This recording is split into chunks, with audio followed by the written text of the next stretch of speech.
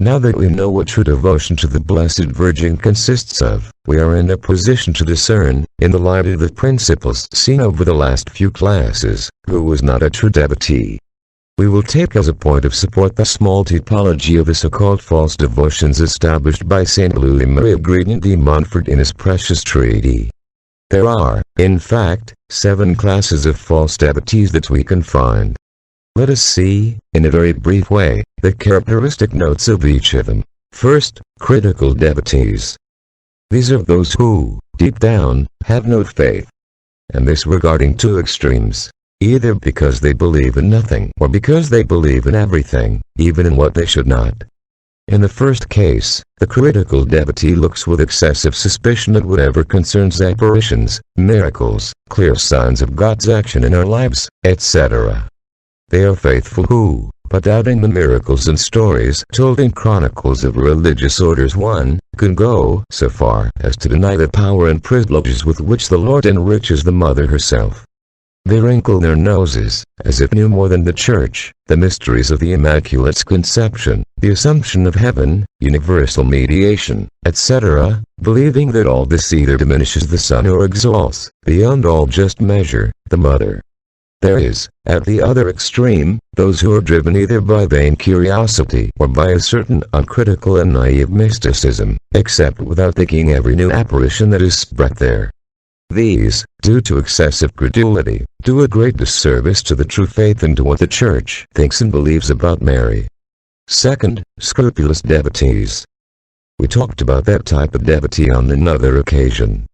We mentioned that even Pope St. John Paul II, a man of undeniable Marian spirituality, suffered during his youth this fear or remorse that induces the scrupulous to stop honoring the Virgin, for fear of demeaning Christ.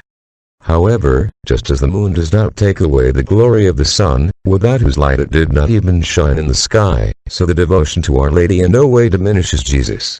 Rather, on the contrary, to kneel at Mary's feet is to recognize and venerate what is in her from God, from whom she receives all her beauty, all her privileges, all the accumulation of graces and virtues that make her the most luminous of all stars in the sky of the Church.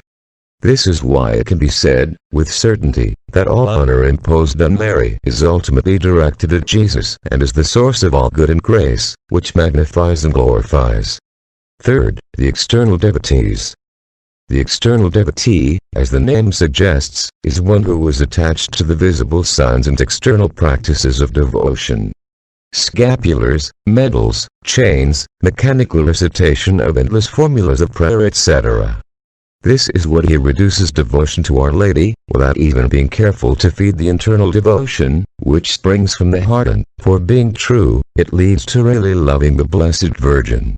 The outer devotee resembles, to some extent, a poorly catechized pagan.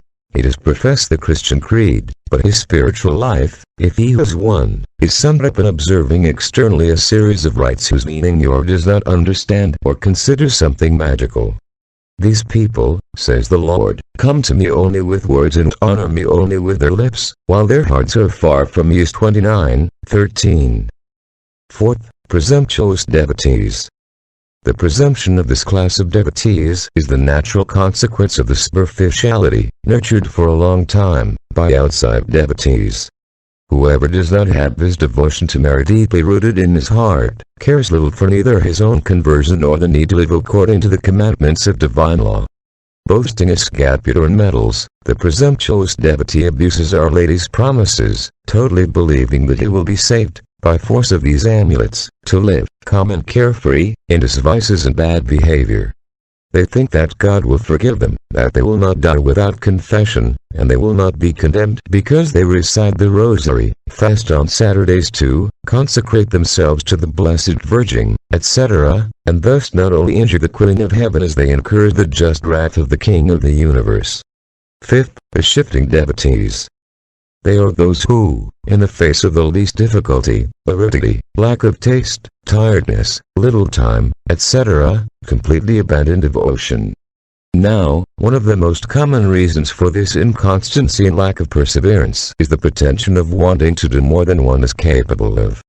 The fickle devotee, often, is one who, without having progressed in the Christian life, or is filled with external practices, for which a full day's fulfillment would be little, or presumes to surrender to great and heroic sacrifices, fasts, vigils, processions, pilgrimages, mortifications of all sorts, etc., when in fact it would be enough for him to do so little to please the sweet and understandable heart of our Blessed Mother. Sixth, the hypocritical devotees. The hypocritical devotee, who perhaps abounds more in our times than in the time of St. Louis Maria, is one who hides his worldly spirit, not to mention his sins and vices, with veils, chains, rosaries, gestures and emblems of apparent piety. The hypocritical devotee wants, under the cloak of the Virgin, to appear to the eyes of the world what, deep down, he knows does not correspond to the reality of his heart. 3.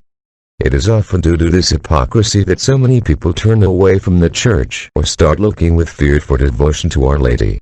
7th, the devout self-interested. The interested parties, finally, are those false devotees who only resort to the help of the Virgin Mary to ask for some temporal benefit, or who invoke her with a magical spirit, as if this or that prayer, this or that sacrifice, similar to a bargaining chip, had the power to force Our Lady's will to grant us the things we desire. These, while they are satisfied with themselves, live forgotten about Maria and only look at her when the need knocks on their door. Let us exorcise, therefore, from our lives any of these harmful and unacceptable attitudes towards Our Lady. May our devotion to the whole pure Mother of God, more than grateful for our so unstable sensitivity or a way to carry out our will, be interior, tender, holy, constant and disinterested.